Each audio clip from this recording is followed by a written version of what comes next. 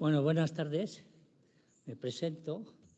Me llamo Florentín Rodríguez Casanova y soy el hermano mayor de la Cofradía del Desamparo. Aunque no está aquí, creo que debemos de dar las gracias primero a ustedes por haber venido aquí y tener la deferencia de venir este día de tractores. Y creo que hay que darle gracias a la Fundación Cultural Herrera Oria y al Colegio Mayor San Pablo por facilitarnos el poder tener este acto en un sitio tan fantástico. Me gustaría también dar las gracias a Javier Pérez por su desinteresado, importante interés en la celebración de este acto. Javier, aparte de sus responsabilidades profesionales académicas, es coordinador del Grupo de Ciencia y Fe y patrono de la Fundación Cultural Herrera Oria. Estos dos parámetros, si los vemos bien, evidencian una idea de compromiso, de difusión de los valores cristianos. También hay que tener claro que es un enamorado de lo que se llama el mundo cofrade. Es un experto conocedor y lo vamos a constatar en unos momentos. Pero además es miembro de nuestra cofradía, él y su familia. Y en especial Javier, su hijo, que es el gran muñidor de este acto y es también el vicehermano mayor de nuestra cofradía. Y no tengo mucho más que decir, sino ceder la palabra a nuestro protagonista. Muchas gracias.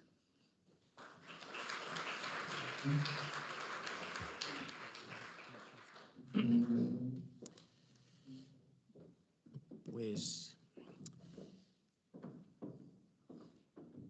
muchísimas gracias. Yo reitero mi agradecimiento porque hayáis venido a este acto que tiene su cierta vocación de semillita para que en años sucesivos sigamos haciendo cosas en Cuaresma, ¿no?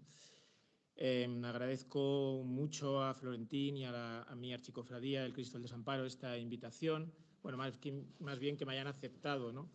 Esto, decía Florentín, desinteresado. Vamos, yo por hablar de esto empeñaría mi capital. Vamos, o sea, quiero decir, para mí esto es una delicia. Gracias también a la Fundación Cultural, gracias a Fernando Lostau, su director general, que está aquí con nosotros, que casi cualquier cosa que le propongo enseguida dice que sí. Y gracias al Colegio Mayor que nos acoge y nos cede este espacio. ¿Por qué creo que está bien hablar de esto, del mundo cofrade y de las hermandades? Pues porque creo que Madrid está en un momento absolutamente especial.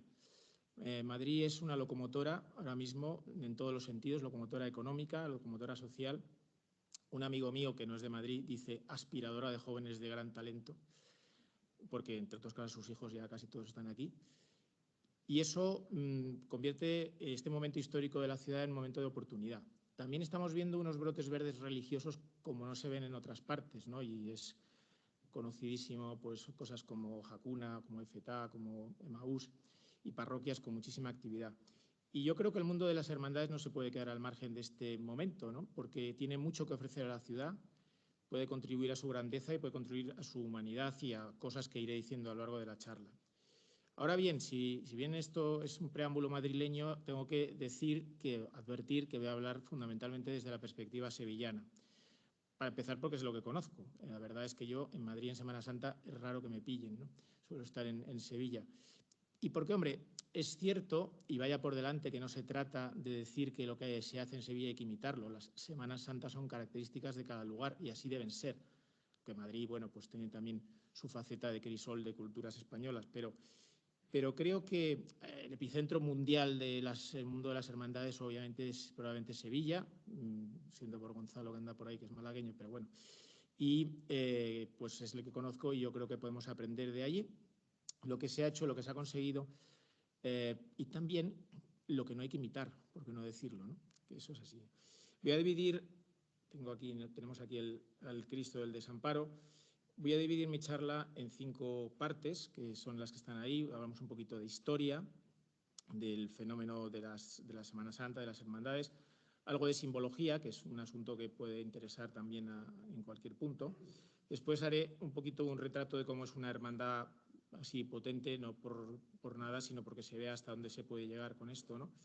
Y luego la parte final será un poquito más personal, más afectiva, si se quiere así.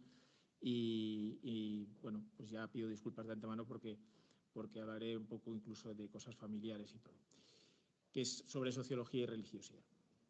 Bueno, pues vamos a ver de dónde viene todo esto. En realidad, de mucho más antiguo de lo que podemos pensar. Yo creo que este fenómeno cofrade hunde sus raíces en una forma de ser que es incluso anterior al propio cristianismo y desde luego anterior a la Reconquista. Y es que el mundo mediterráneo ha vivido la religiosidad siempre de una manera diferente a como lo viven en el norte, que son mucho más naturalistas, panteístas, etc. Ellos celebran la Navidad con un árbol que nosotros hemos cristianizado e incorporado a lo nuestro, pero en realidad pues, nos es un poco ajeno, si se quiere decir así. En el Mediterráneo lo que siempre se ha llevado es la figuración, desde la época romana en la que se utilizaban los lares como los pequeños ancestros familiares que estaban en la entrada de las casas. Por ejemplo, traigo también el caso de la diosa Cibeles, lo traigo porque obviamente es muy madrileña ella, pero el culto a Cibeles era muy importante en la zona de Frigia, que es la actual Turquía, en Asia Menor, y se celebraba justo al arranque de la primavera. Una fiesta con sacerdotes pegando gritos y con música muy estruendosa, y los sacerdotes portaban este gorro, que es el gorro frigio. Es un gorro cónico, eso sí, con la punta doblada, que después se transmitió a muchas culturas. Se asoció al concepto de libertad y de paz y lo llevaban los asesinos de Julio César, por ejemplo, puesto. Luego se utilizó en la Revolución Francesa y en la independencia de Estados Unidos.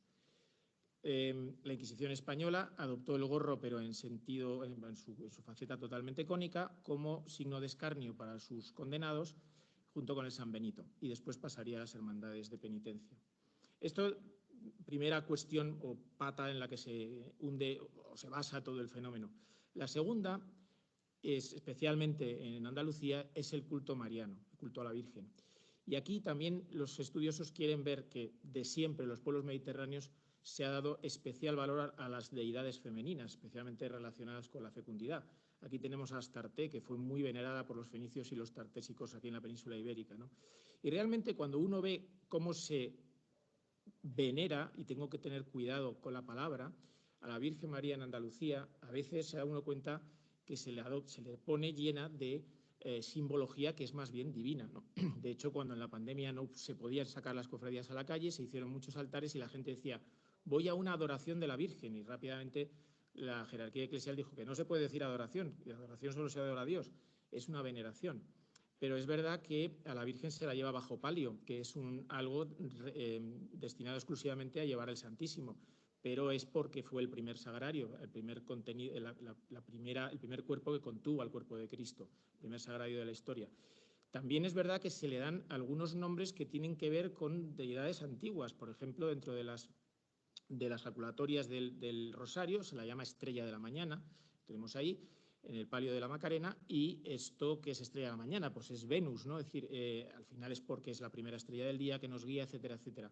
También llevan corona, una corona riquísima que estaba prohibida por la jerarquía eclesiástica en el resto de Europa, pero en Andalucía siempre se toleró como signo de realeza. Encima la corona es dorada, que es el color de Dios. Es decir, todo lo que rodea a la Virgen María tiene algo de, aparentemente, incluso para muchas personas y católicos de otros lugares, de exagerado, ¿no? Y eso tiene mucho que ver con una forma de ser. De ahí que pues, la Reforma protestante no tenía absolutamente nada que hacer en la cuenca mediterránea porque iba frontalmente contra una forma de ser, ¿no?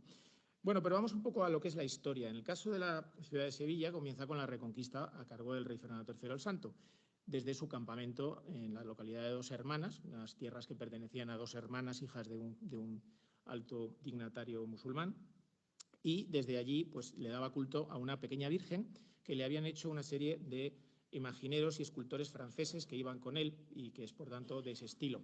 Esta virgen es la Virgen de Valme, es una virgen que no era en principio para vestir, pero luego se ha vestido. Sigue allí en Dos Hermanas, aunque de vez en cuando coge un coche descapotable, como vemos ahí abajo, y se la llevan a Sevilla y la sacan a pasear. La última vez ha sido este año. Este modelo de virgen, que es una virgen de gloria, pues fue adoptado por todos esos escultores para hacer nuevas imágenes para la ciudad de Sevilla cuando la conquistaron. Pero Fernando III estaba empeñado en conseguir la virgen que se le aparecía a él en sueños durante la conquista. Cuando conquista la ciudad, permite durante unas semanas que la población la abandone si quiere, la población morisca, y quedaron muchos barrios totalmente abandonados, sobre todo los que estaban al otro lado del río. Solo sobrevivió Triana. Y en la esquina última de Triana, ya saliendo para Extremadura, alguien encontró una pequeña Virgen de Gloria, no es esta obviamente, pero esta es su sucesora, a la que dieron el nombre de Virgen del Rosario. Y hicieron una pequeña capilla y la empezaron a dar culto allí.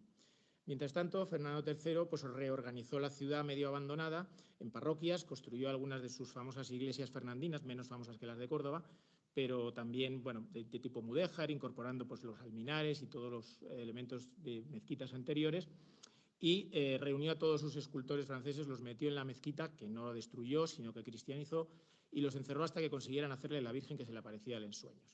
Lo cual fue un fracaso, pero algunos de esos intentos siguen por la ciudad. Posiblemente Santa María de la Sede, que preside el altar mayor de la catedral, es una de esas vírgenes. Es muy antigua, desde luego, y hay otra en El Salvador. Finalmente, los escultores se pusieron a dar cánticos de alabanza y grandes gritos porque habían encontrado escondida en la pared de la mezquita una pequeña virgen. Se la presentaron al rey, que dijo: esta es la que yo estaba esperando. Esa es la Virgen de los Reyes, patrona de la ciudad.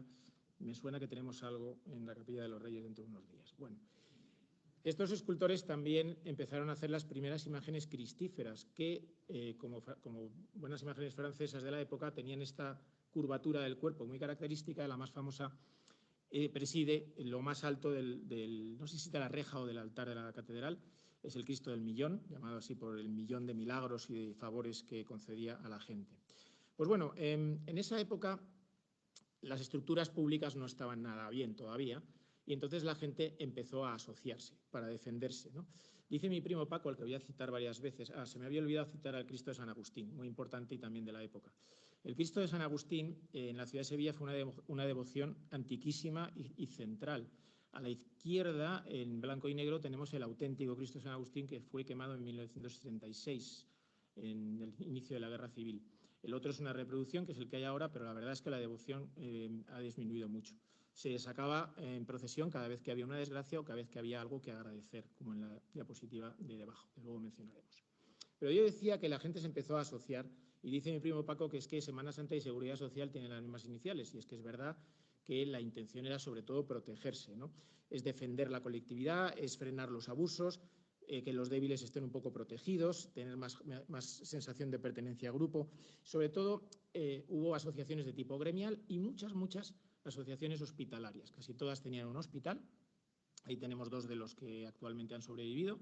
También alguna de estas primeras hermandades estaba destinada al rescate de cautivos en las zonas de África, y debajo vemos un cuadro con una imagen de Cristo, que después volveremos a ver. Ella es el Cristo de Medinaceli, de Madrid.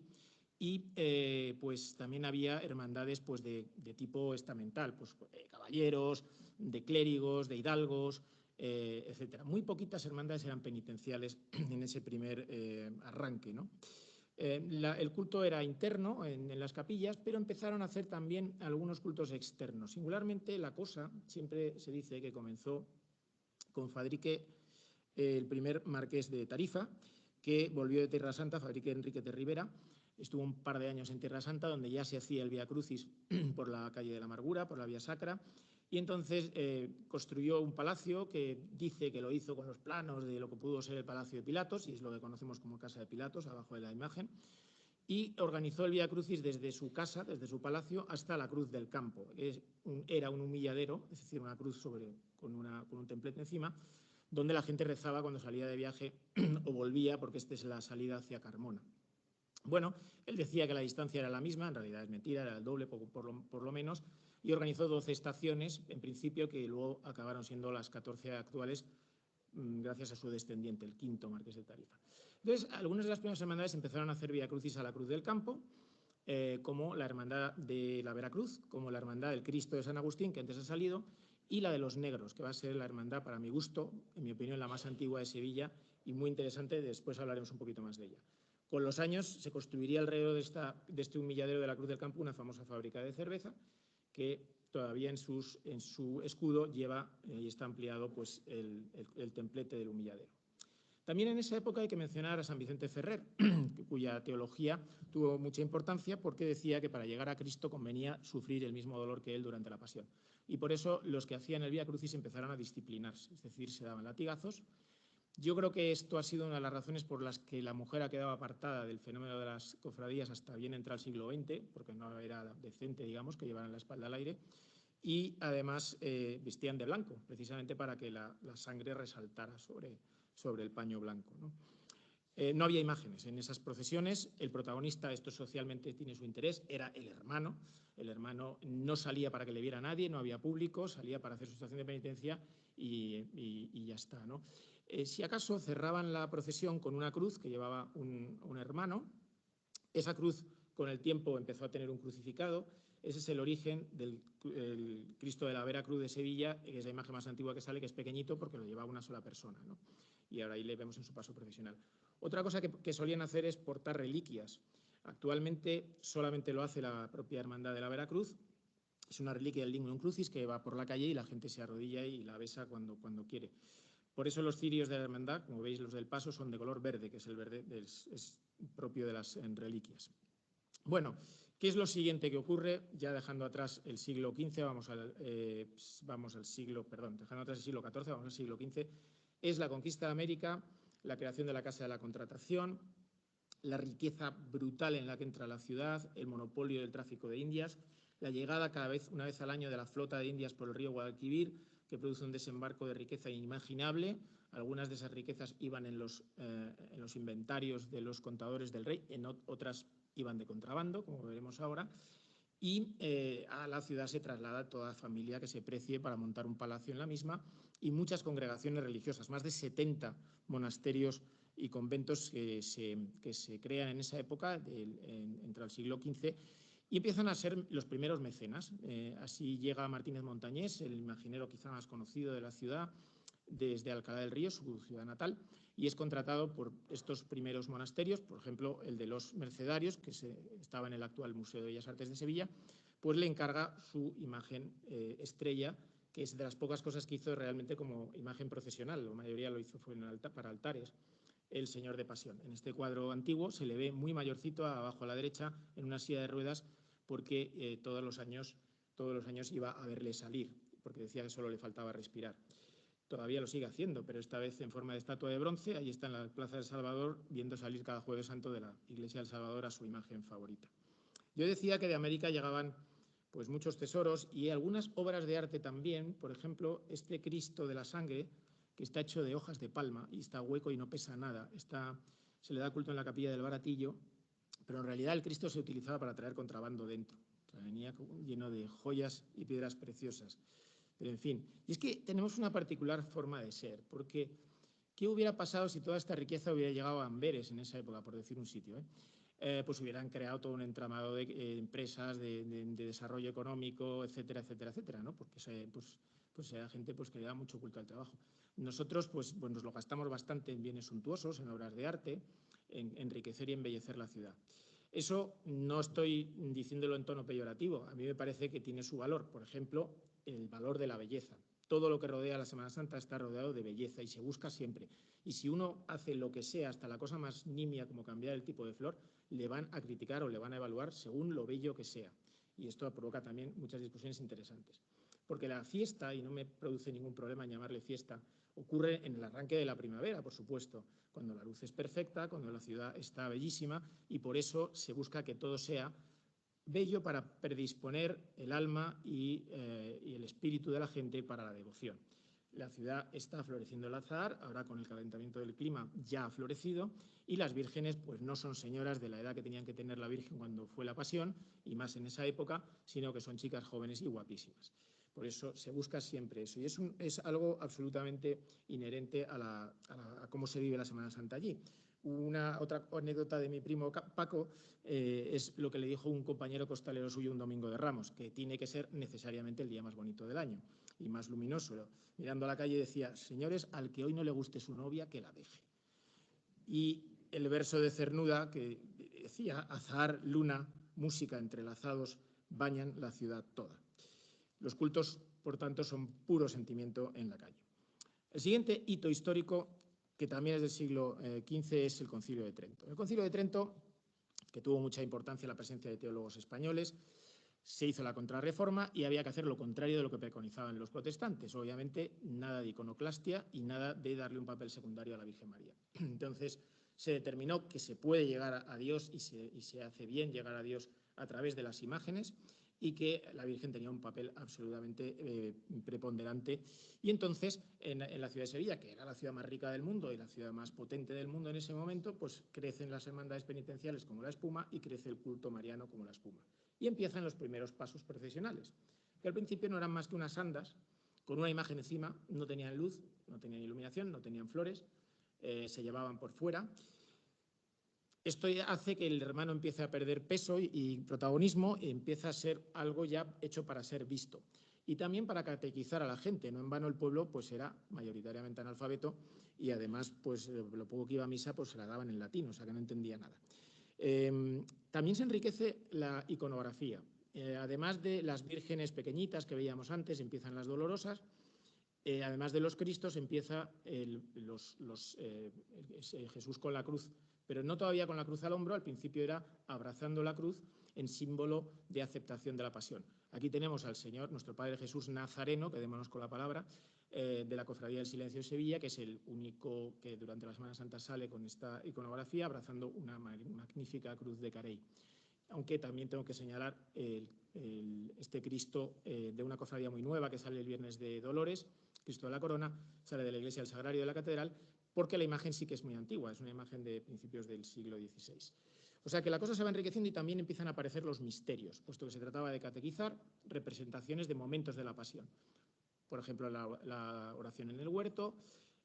Aquí voy a mostrar la Quinta Angustia, que no es de los primeros, pero porque se dice que es el más bonito de la Semana Santa. Y otra cosa que sucede es que las imágenes ya empiezan a ser de madera de verdad, porque antes se solían hacer de pasta para que no pesaran. Pero como ahora ya con estos representación de misterios los pasos empiezan a llevarse por abajo, pues ya se puede poner más peso. Ese Cristo que pongo ahí es Cristo de la Aspiración de la Hermandad del Museo, que sí es de madera, que es de pasta de madera. Es el último que queda, es una imagen muy antigua, por eso está tan retorcida, porque en madera hubiera sido muy difícil hacer eso. Se dice que se hizo con moldes que se tiraron después al río. Así que la Semana Santa va tomando forma, pero se va convirtiendo ya en un hecho más público y en un hecho para ser visto y para iluminar y provocar la devoción en la gente. El siguiente punto va a ser el cardenal Niño de Guevara, que en 1605, entramos en el siglo XVII, hace un decreto para poner orden, porque aquello se había convertido en un poco de desmadre. O sea, las procesiones eran por la noche, había excesos, se vendía comida, se vendía bebida, había borracheras, reyertas, los disciplinantes exageraban mucho y a veces se daban circunstancias lamentables, y entonces determinó que se prohibían todas las expresiones nocturnas, con excepción de la Veracruz, que tenía su derecho adquirido, y que todas las hermandades tenían que hacer su estación de penitencia a la Santa Iglesia Catedral, las de Sevilla, y a la parroquia de Santa Ana, llamada también Catedral de Triana, las hermandades de Triana. Organiza, digamos, de alguna manera, lo que hoy llamamos la carrera oficial, es poner orden, ¿no? También en ese momento se registran las primeras noticias de los primeros pasos de palio. Aunque hay algunos contratos de compra de varales y cosas parecidas al final del siglo XVI, primera cosa segura que hay es 1606, es la Virgen de la Soledad de San Lorenzo, que fue la primera en procesionar bajo palio, aunque curiosamente hoy día en la foto a la derecha la vemos, no va bajo palio, sino que va en un preciosísimo paso híbrido entre de Cristo y de Virgen, y esto lo digo pues en honor a mi inminente nuera Isabel, que es de la Cofradía de San Lorenzo. Bueno. Mientras tanto, al otro lado del río nos estamos olvidando de esos hermanos que adoraban, que veneraban a una Virgen del Rosario. Tuvieron que cambiarle el nombre porque entró en conflicto con la Hermandad del Rosario del centro de la ciudad y le llamaron Virgen de las Cuevas. ¿Por qué? Por el monasterio de Santa María de las Cuevas, que es el de la Cartuja, a donde acudían cada domingo de Resurrección, junto con la Hermandad de los Negros de Triana, que no es la misma que la de Sevilla, y acudían ahí en procesión con su Virgen. En una de esas ocasiones andaba por la ciudad Felipe IV, el rey Felipe IV, que iba con falúas reales recorriendo el Guadalquivir y paraba en la isla de la Cartuja para ahí montar refrigerios, etc. Entonces acudieron pues la población de Triana, acudió allí a ver al rey y montaron algún tipo de sarao, y el rey les explicó que había puesto a España bajo la advocación, bajo la protección de la Virgen del Patrocinio. Entonces los hermanos de aquella hermandad incipiente de Triana cambiaron la advocación de su Virgen, la llamaron Virgen del Patrocinio, a la capilla también, y con ese nombre se quedó. Así que estamos ya en el siglo XVII. El siglo XVII es el siglo del gran esplendor de la imaginería. La ciudad está en su máximo auge y se trasladan todos los grandes imagineros, singularmente las dos grandes escuelas de Martínez Montañés y su discípulo Juan de Mesa, y por otro lado Pedro Roldán y su hija la Roldana, ¿no? Bueno, pues empiezan a realizar las imágenes, que no se pretende que sean imágenes veristas, o sea, no se hacen cristos que produzcan algún tipo de incluso repugnancia, pensando cómo podría ser realmente un crucificado, ¿no? Sino dulcificados, siempre dulcificados, dulcificando todos los elementos de la pasión. Hay un elemento, o sea, un hecho que influye mucho en la ciudad en el siglo XVII, que es la peste de 1648, en la que muere el 50% de la población. Podemos imaginar lo que pudo ser eso. Aquí tenemos una imagen tremenda. Cuando terminó, se sacó al Cristo de San Agustín y se hicieron muchas imágenes en agradecimiento al final de la pandemia, de la epidemia. Entre ellas, nuestros hermanos del otro lado del río, al final de Triana, contrataron con Francisco Antonio Gijón, un imaginero de Utrera, pues la imagen de Cristo que ha pasado a la historia como la mejor imagen de Cristo que ha existido jamás y jamás existirá, que es el Cristo de la Inspiración, el Cachorro. Tanto es así que nadie se volvió a atrever a hacer un Cristo procesional en Sevilla hasta el siglo XX, o sea, más de 300 años después.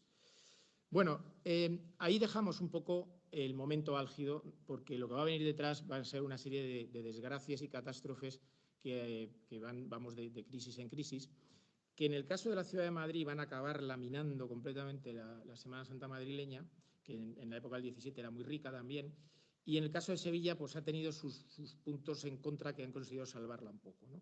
El primero de las desgracias, si me van a permitir que lo diga, es el rey Carlos III, que es muy buen alcalde de Madrid, sí, pero era ilustrado y lo de la Semana Santa no le gustaba nada. A los ilustrados no les iba nada el tema de la Semana Santa. Y tampoco les gusta nada a los jesuitas, que no toman un coñac Carlos III, así les aspen.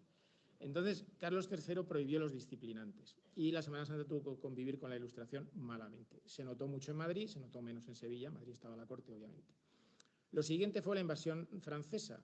Horrible en Madrid, un expolio tremendo, el que hubo para muchas hermandades. En Sevilla también, con el amigo mariscal Soult, que hizo reunir todos los bienes de las hermandades y de los conventos en el alcázar de la ciudad para poder elegir lo que le apetecía llevarse. Se llevó muchas cosas. Algunas se han podido recuperar y otras andan por los museos del mundo, pero en Madrid fue peor. En Sevilla la suerte, entre comillas, que tuvo el fenómeno cofrade es que después ocurrió la llegada de los duques de Montpensier a la ciudad a mitad del siglo XIX, que montaron una especie de corte paralela allí en el Palacio de San Telmo, con la intención no muy disimulada de intentar hacerse con la corona de España. Ellos se dieron cuenta de la potencia turística que tenía el fenómeno de las hermandades y entonces pusieron de moda entre las grandes familias adoptar una hermandad, pues un poco hacer de mecenas, darle dinero, etcétera. Ellos además intervinieron un poquito en la estética decimonónica era muy elegante. Por ejemplo, las dos hermandades que más tuvieron relación con los Montpensier fueron la Carretería, arriba a la derecha, que tienen unas túnicas de terciopelo que son carísimas. Mi amigo Juanma, que es hermano de la Carretería, lo sabe bien porque le ha costado un riñón.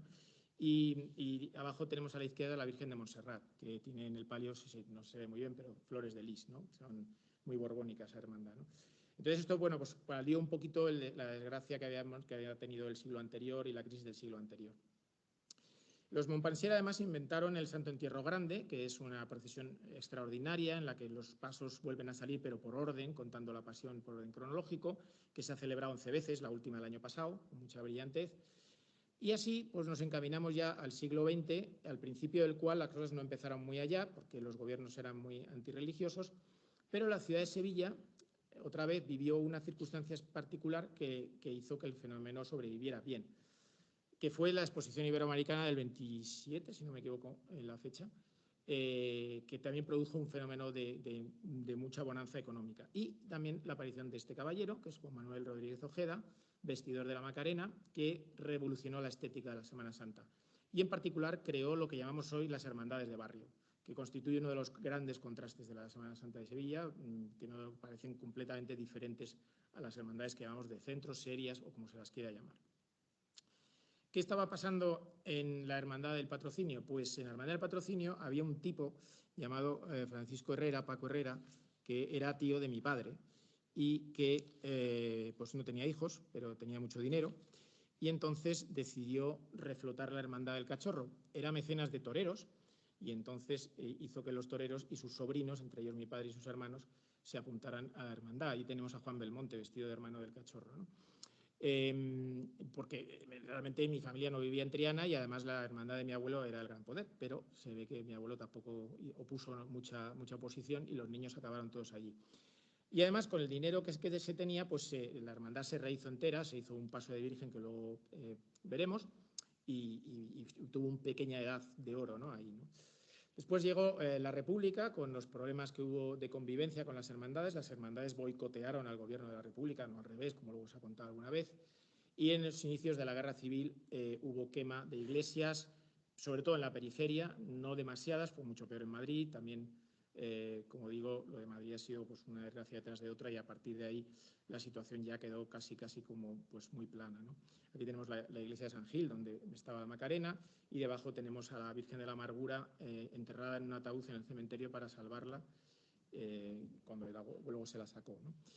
Después vino el nacionalcatolicismo de Franco, que quería incluso entrar bajo palio y el cardenal Segura en Sevilla se lo impidió, y que intentó pues, controlar también el fenómeno y crear, en Madrid concretamente se crearon algunas hermandades de tipo gremial, como hermandades contadores de comercio, etcétera, pero como eran un poco dirigidas desde el poder, pues al final no han sobrevivido actualmente.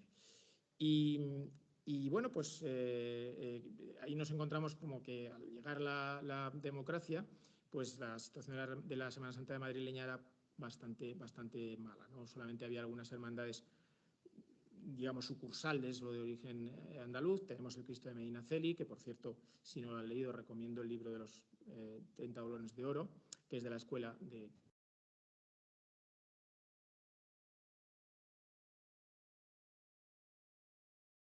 cosa, y es que fue el Concilio Vaticano II, que he olvidado mencionar, que tampoco le hizo demasiado bien a la Semana Santa porque preconizaba un culto austero y recogido y más privado, ¿no? que público.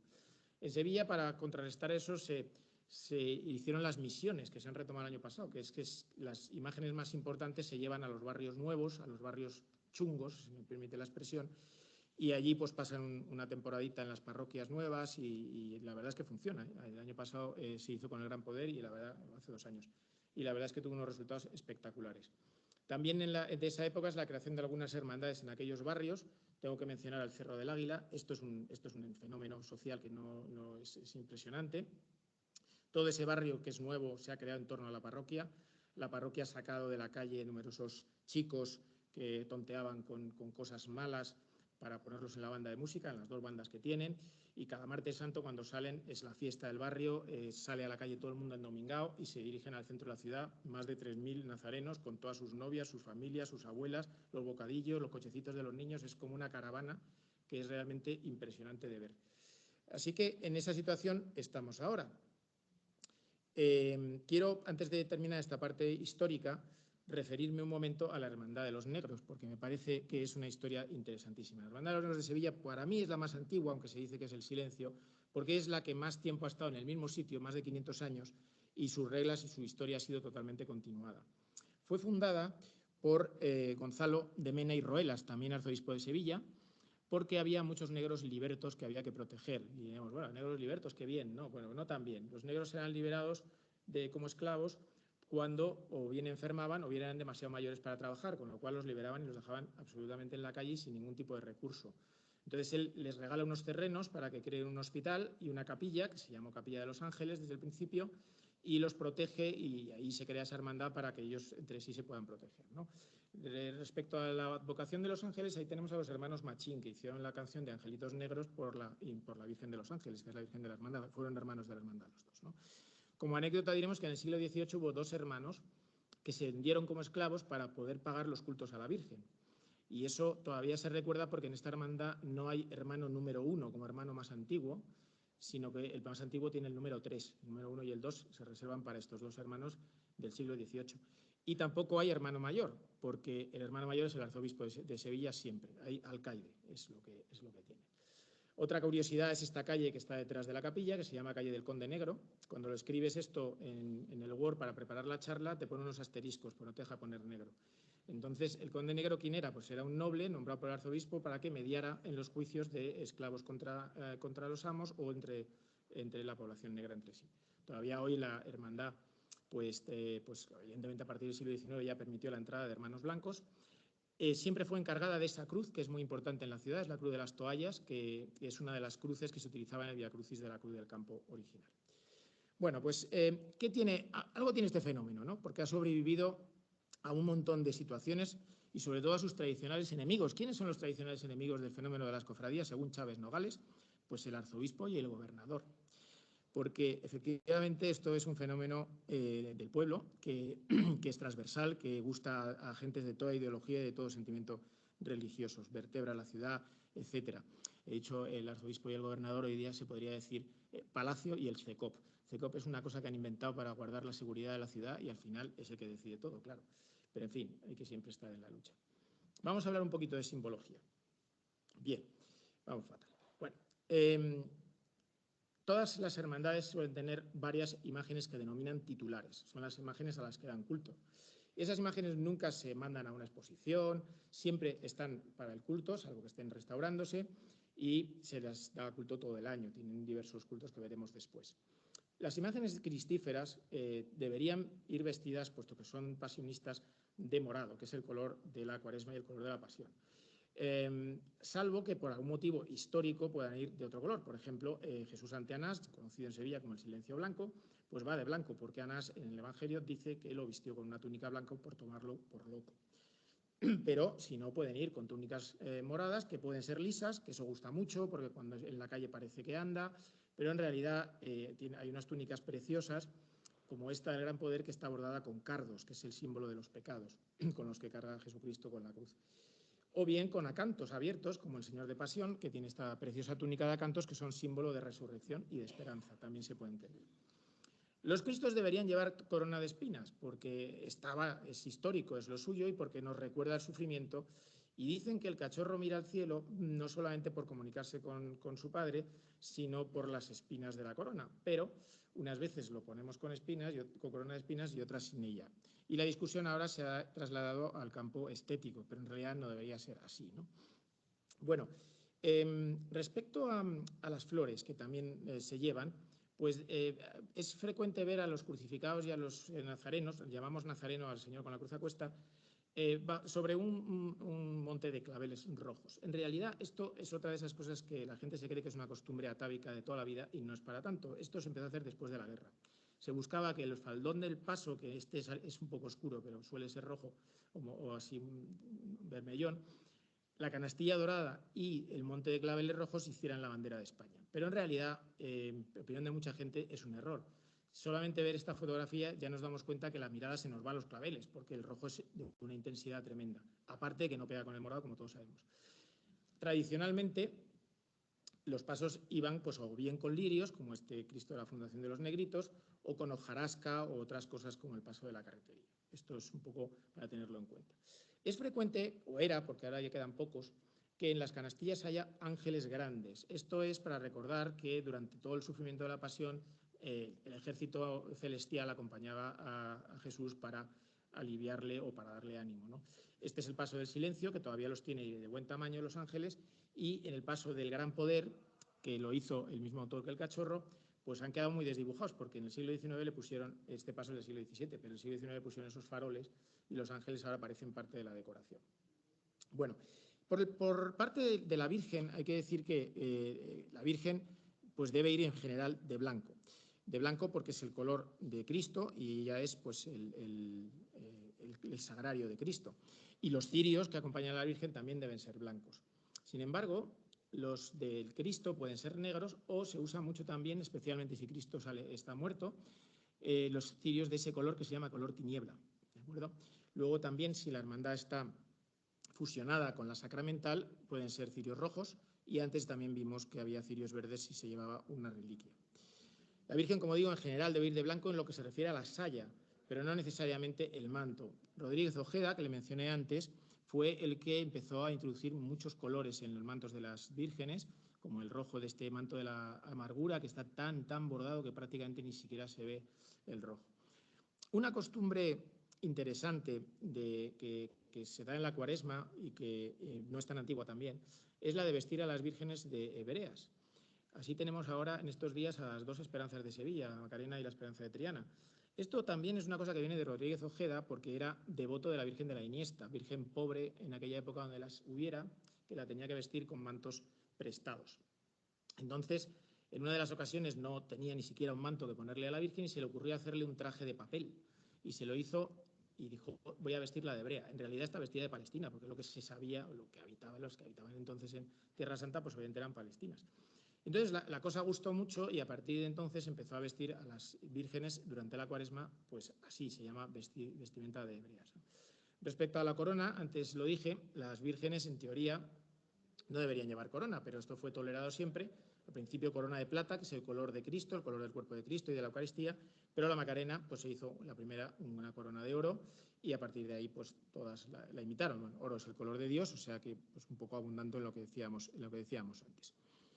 Bueno, otra de las cosas que siempre está presente en una procesión de Sevilla es la bandera concepcionista. Todas las cuestiones relativas a la Virgen en religión que casi siempre han salido del pueblo. Y entre ellas el dogma de la Inmaculada Concepción, que Sevilla defendió a capa y espada desde siempre. A capa y espada, o más bien a cirio y espada.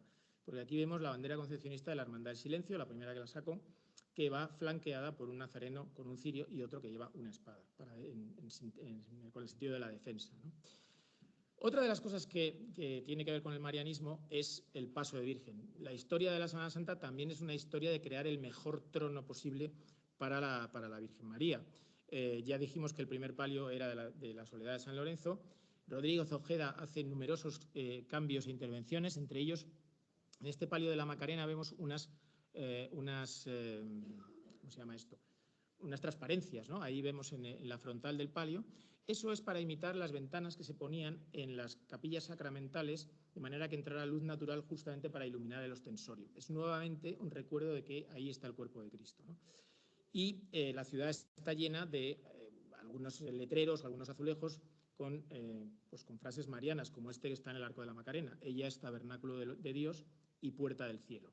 Nuevamente, la Virgen por la Virgen hacia Dios y hacia el cielo. El mejor paso de Virgen de toda la Semana Santa sevillana, obviamente, es el de la Virgen del Patrocinio. Aquí lo tenemos. Es un paso que se hizo gracias a ese momento de bonanza económica de los años 20.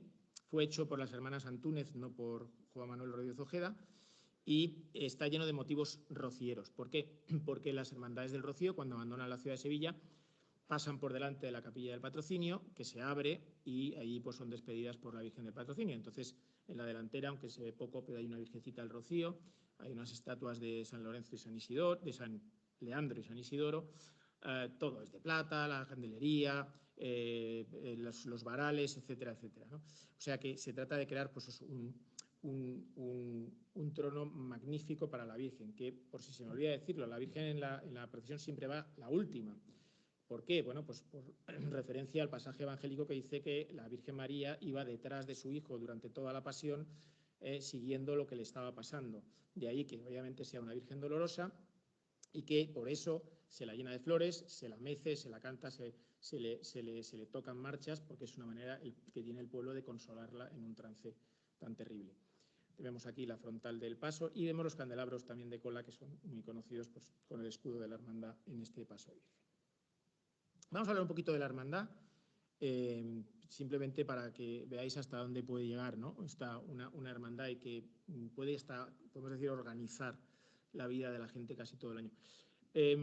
Llamamos hermandad a la institución que trabaja y que funciona durante todo el año. En Sevilla hay más de 70 hermandades de penitencia, 40 de gloria, sacramentales, en fin, es un mundo bastante grande. Está gobernada por una junta de gobierno. He cogido la web de la Hermandad del Cachorro y pues no todas son iguales, ¿no? Pero aquí tenemos un modelo. Dirigida por un hermano mayor, en vez de vicehermano mayor, pues se llama teniente hermano mayor, conciliarios, mayordomos, digo en plural porque hay más de uno, fiscales, priostes que se ocupan del vestimenta de la Virgen, los mayordomos, los secretarios, pues bueno, todo el tema administrativo, los fiscales organizan la música, aspectos distintos de toda la vida de la hermandad, el contador que viene a ser el tesorero, el diputado de culto que organiza los cultos, ahora veremos cuáles son. La Diputación de Caridad ha tenido un crecimiento importante en los últimos tiempos. Originalmente una hermandad era para hacer caridad interna, era para apoyar a los hermanos que pasaban penurias y malos momentos, ¿no? Pero hoy día han adoptado muchas obras de caridad propias las hermandades. Voy a poner 2 ejemplos. El Centro de Estimulación Precoz de la Hermandad del Buen Fin, donde pues, se da tratamiento a niños que han nacido con enfermedades neurológicas. O me parece muy bonito el proyecto de la Hermandad de la OC, nuestros vecinos de Triana, que se llama Proyecto Esperanza y Vida, que acogen a mujeres que están embarazadas en riesgo de exclusión social y que tienen idea de abortar. Entonces se les acompaña, se les financia, se les apoya y todas las Semanas Santas los cirios delanteros del Paso de la Virgen de la O llevan los nombres de los niños que han nacido ese año gracias al programa. El diputado de cultos organiza todos los cultos del año, es típico el quinario, 5 días de cultos, se montan unos altares, como podéis ver, esta foto la hice el otro día en el Cristo de Burgos, unos altares espectaculares, y el quinario termina con la gran función principal del instituto, que es una Eucaristía en la que se renuevan las promesas de las reglas de la hermandad, ¿no? Ahí tenemos, los quinarios se anuncian por la ciudad con pasquines diciendo que va a predicar el reverendo padre tal, o sea, hay como también predicadores que gustan, en fin, todo esto es realmente curioso, ¿no? Aquí tenemos otro altar de quinario de la Quinta Angustia.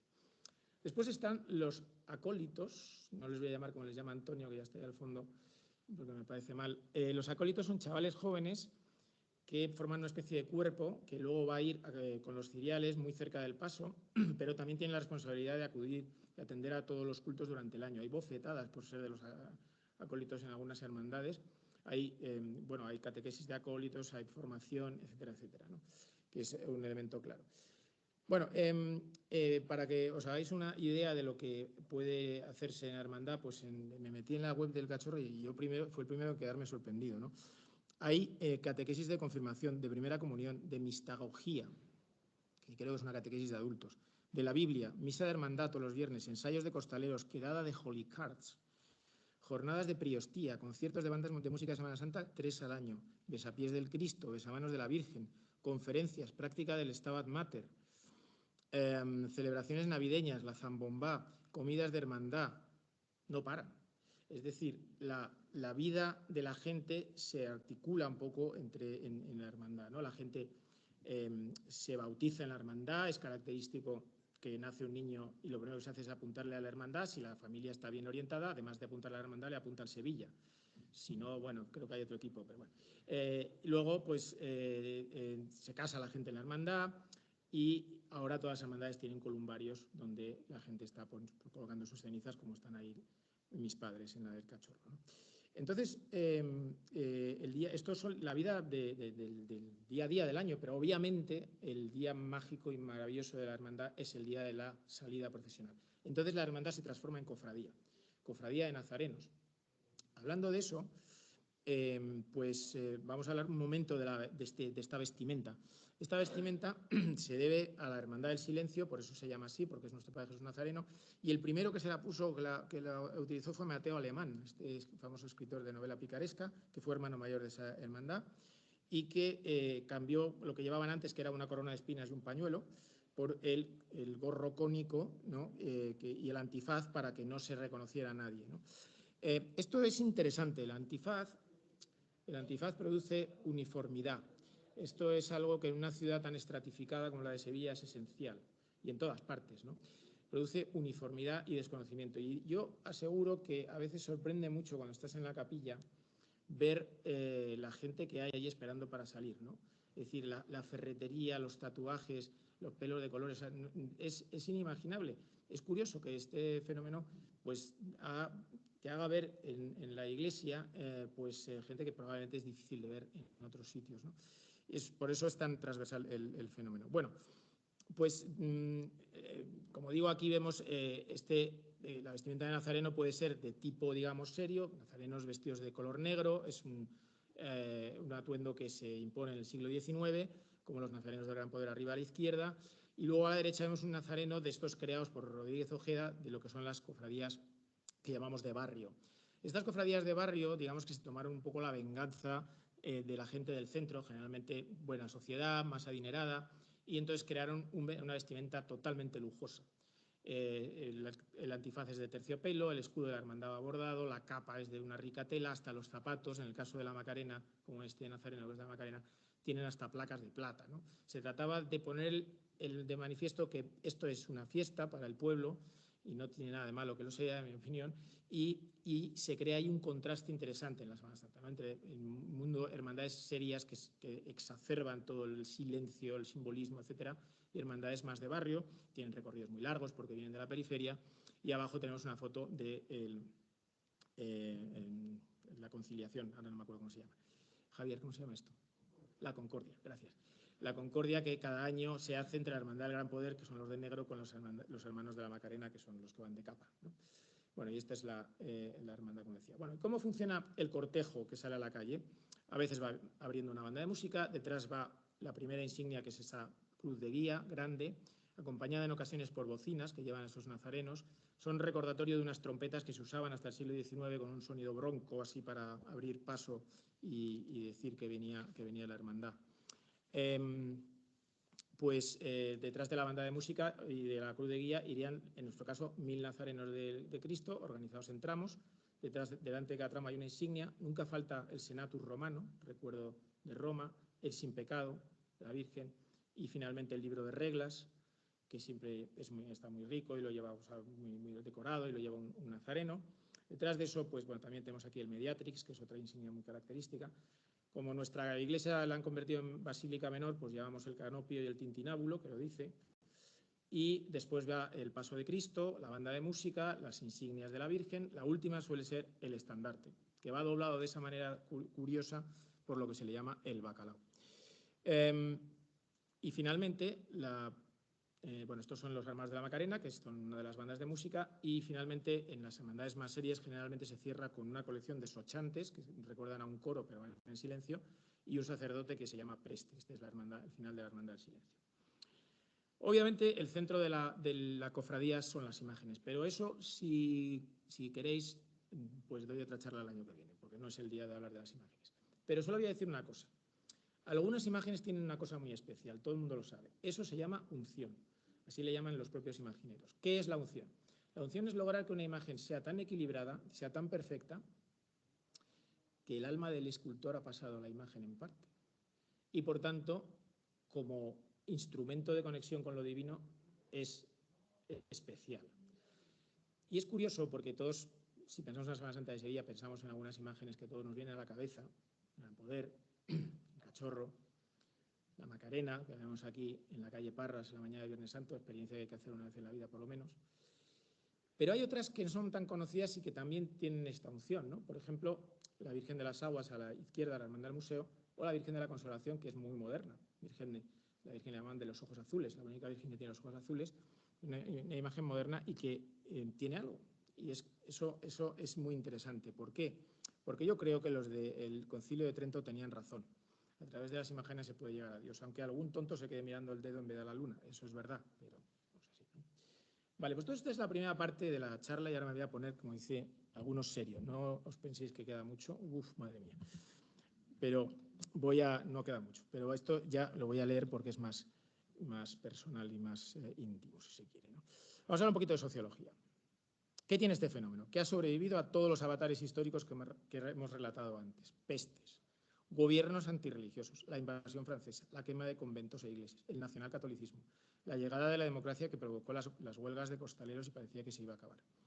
Para que ahora sea un fenómeno tan importante para muchas personas que todo se debate, de todo se habla y de todo se comenta. Para muestra lo ocurrido con el cartel de la Semana Santa de este año, que pongo pequeñito porque no me gusta. Yo le llamo a esto el poliedro. ¿Por qué ha salido a lo largo de la charla un icosaedro? ¿Qué pinta un icosaedro aquí? Porque para mí la Semana Santa es como eso, un cuerpo geométrico, muchas caras, en las que todas valen, aunque los que habitan en alguna de ellas consideran siempre que el fenómeno es solamente como ellos lo piensan y ellos lo oyen. En alguna cara de esas tendremos a las beatas, los ratones de iglesia, los guardianes de la pureza, que son inmovilistas en todos los sentidos, que no dejan de estar frustrados porque esto es un fenómeno cambiante, febrilmente vivo, y no aceptan que trasciende muchísimo lo religioso. Pasamos por los cristianos convencidos, comprometidos, que ponen el acento en las diputaciones de caridad y que cada vez que se compra un candelabro pues se llenan de escrúpulos. Los del folclore, que están un poco en el otro extremo, que piensen secularizar esto, el fenómeno solamente es una expresión cultural popular, una fiesta más. También están los que valoran la religiosidad popular y no quieren saber nada de la Iglesia. Los aficionados, para los que los cotilleos, los horarios, las organizaciones, las modas, lo son todo. El fenómeno es muy vivo, es cambiante, pero también es muy frágil, siempre está en riesgo, porque precisamente es del pueblo y no se deja domesticar ni por el gobernador ni por el arzobispo. Pero yo siempre digo que el Espíritu Santo trabaja en el corazón de todo el mundo y nunca sabemos si hasta el politicucho que se acerca a una hermandad para que le metan en la junta y hacerse conocido en la ciudad y no ha pisado una iglesia en su vida, no sabemos nunca cómo terminará. Por ejemplo, ese cani emporrao y tatuado que cada jueves santo les decía a los colegas que no habría botellona para él al día siguiente porque salgo en la soledad de San Buenaventura. A mi abuela le gusta que lo haga, me visto de nazareno y me pongo en la fila y ya está. Ver su cara cuando me despide me basta.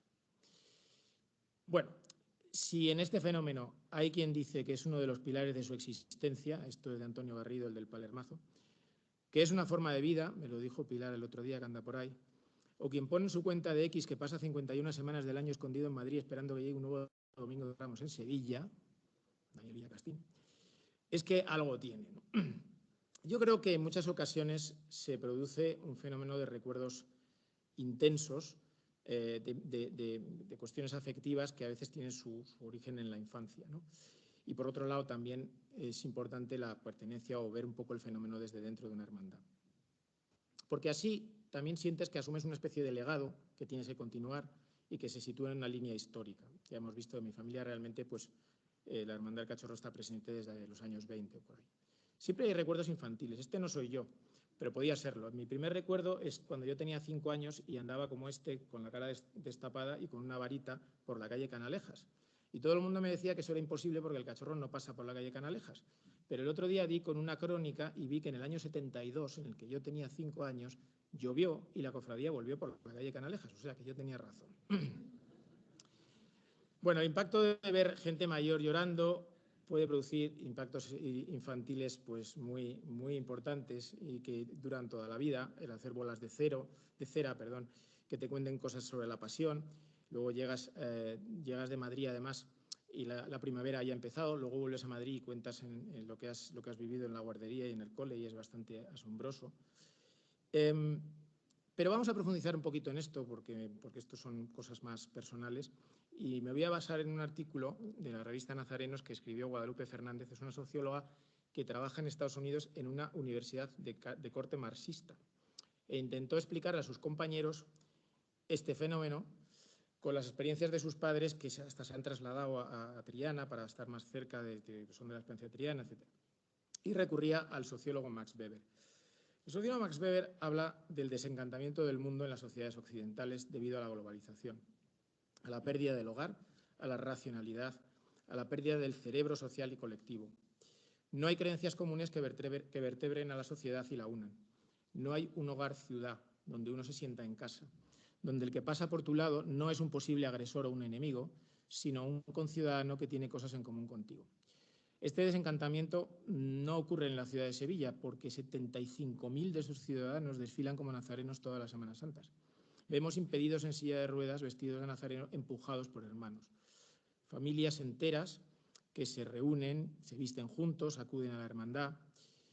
Mujeres que van detrás del cautivo de Santa Genoveva o del Gran Poder. Se hacen comidas, reencuentros que cada año se vuelven a repetir. Se estimula así el sentido de pertenencia, los valores positivos, la solidaridad, y se crean recuerdos familiares, colectivos, en círculos de amigos. Ya decía Josba, aunque las tradiciones son muy importantes para las sociedades y para las personas individuales, porque crean formas de pensar común, ideologías, y también pues vertebran y unen a la gente, ¿no? El visitante de fuera lo reconoce y yo he hecho muchas veces de Sherpa a veces notas cómo la gente se hechiza y se produce incluso una adicción cerebral, que se parece en algunos aspectos a lo que pasa con las drogas, porque uno siente la necesidad de volver al mismo sitio, de repetir, porque sabemos que cuando experimentamos alguna de las cosas que suelen pasar, pues neurocerebralmente lo que ocurre es que se producen muchos neuropéptidos, muchos neurotransmisores, y eso activa los circuitos de recompensa y sentimos una auténtica oleada de felicidad y queremos repetir. Decía Kundera que la felicidad es poder repetir cosas sin que te canse, y sin duda es exactamente eso, ¿no? También hay otra cosa, y es que hace poco visitábamos León y veíamos el calendario agrícola de San Isidoro. Y hay estudios que dicen que la gente es más feliz si tiene el año bien organizado, con hitos a lo largo del mismo, ¿no? Las hermandades hacen eso, organizan diversos actos durante el año con ese clímax tremendo que es el día de la salida. Por otro lado, el mundo de las hermandades y el mundo cofrade ha estructurado el espacio físico de pertenencia y de convivencia de la ciudad. Las calles, los bares están asociados al fenómeno de las hermandades, pero también a experiencias personales de lo que hemos ido viviendo en cada sitio. Esto produce en Sevilla un amor a la ciudad que yo creo que solamente es comparable a lo que sucede con Nueva York. Y de hecho los estudios sociológicos dicen que las sociedades más religiosas y creyentes están más unificadas y menos alienadas. Todo eso tiene un lado malo, es obvio, porque se dice que, por ejemplo, Sevilla está demasiado anclada en sus tradiciones, que no acaba de dar salto adelante económico, que no está situándose en la modernidad, etcétera, etcétera. Pero bueno, es que evidentemente todo tiene un precio. Al final, es como un fenómeno colectivo en el que se produce masa.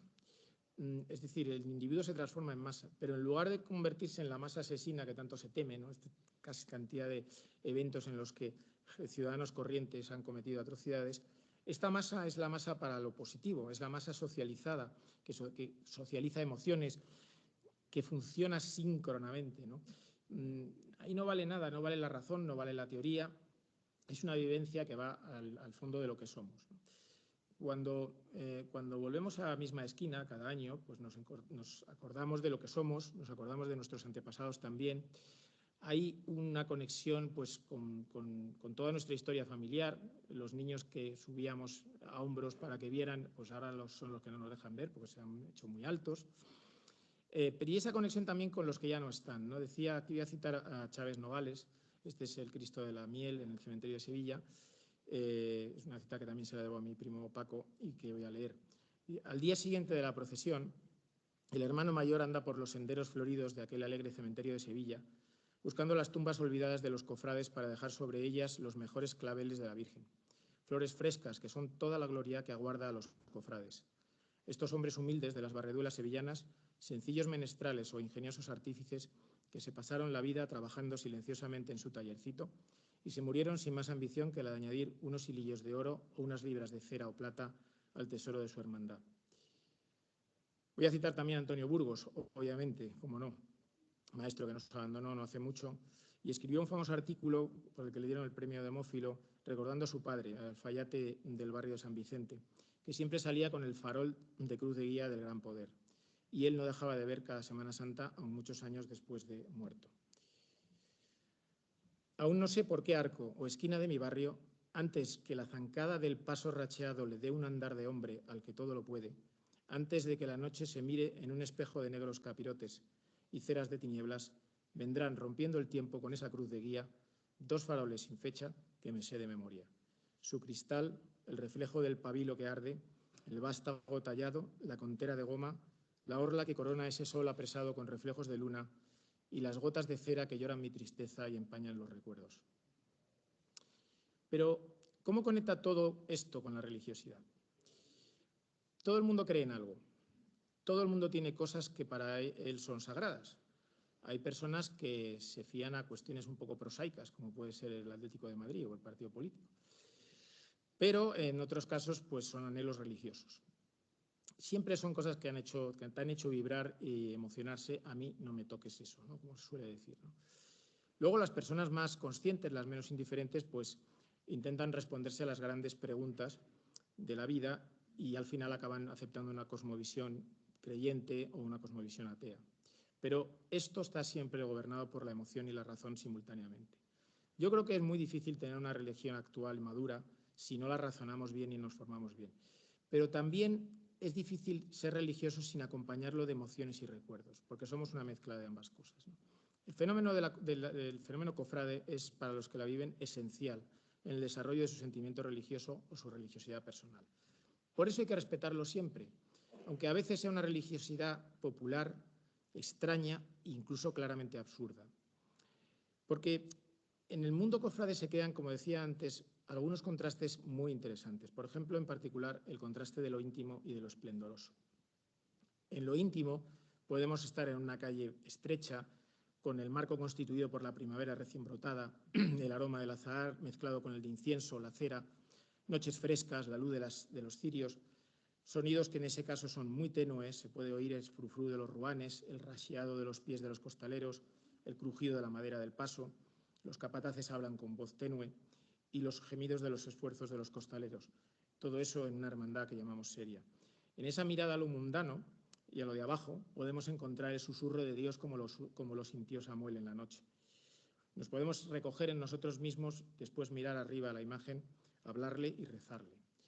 Pero a la vez, poco tiempo después, podemos tener una experiencia totalmente contrastada, lo esplendoroso.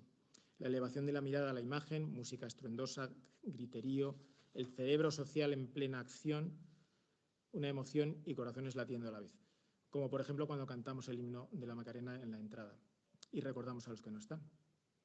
¿Qué hace nuestra conciencia en esos momentos? Una de las teorías que más me gustan de la conciencia es la de verla como una máquina de grabar experiencias. Pero no solo graba imagen y sonido, también graba olores, graba temperatura, brisa y nuestra propia reacción ante la situación. Y eso se queda en nuestro cerebro como una red neuronal.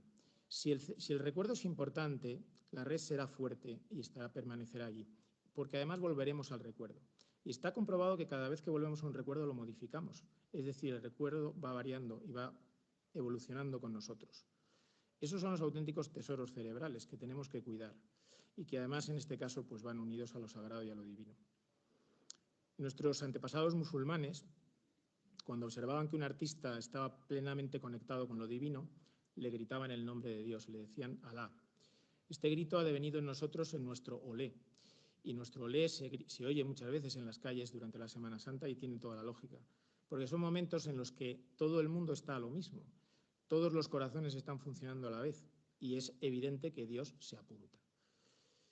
Dicen los clásicos que la fe es creer en lo que no se ve y que en Sevilla no hace falta fe porque en Sevilla vemos.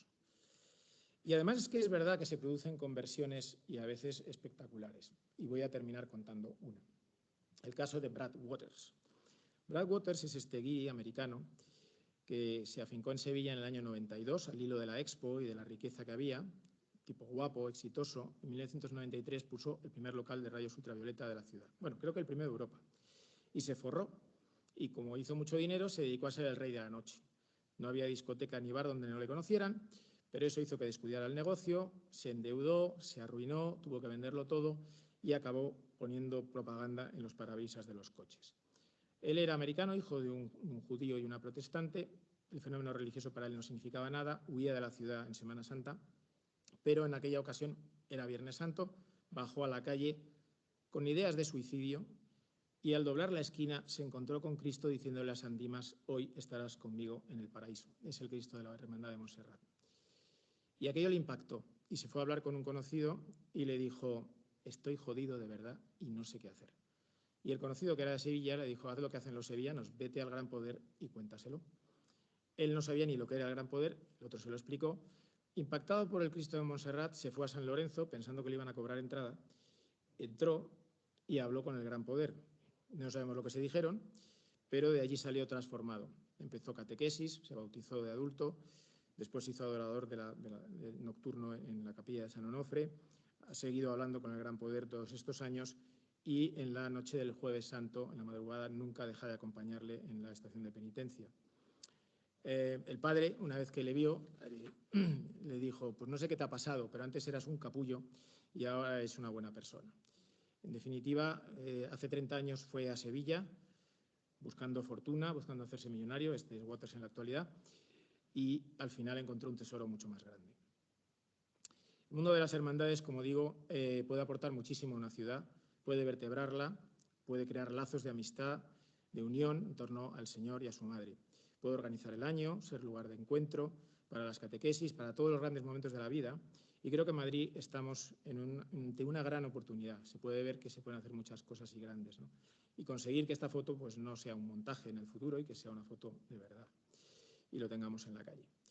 Y en cuanto a mí, para terminar, tengo que decir que para mí esto es evidente, es una pasión que me acompaña todo el año, para desgracia de algunos que me rodean, que me tienen que aguantar, aunque dure intensamente solo una semana. Cuando nos juntamos todos los domingos de Ramos para ver salir la paz en la misma esquina, ahora con mis dos nuevas hijas, que también nos acompañan, me acuerdo lo afortunado que soy, porque he conseguido...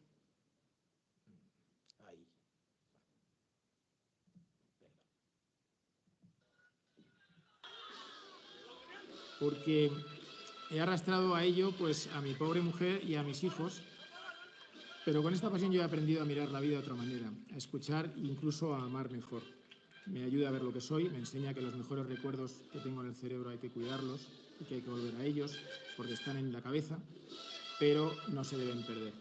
Y cuando veo alejarse a la Virgen de la Paz, que es para mí el símbolo de cómo pasa la vida, pues tengo que dar gracias porque he tenido un gran regalo. Muchas gracias.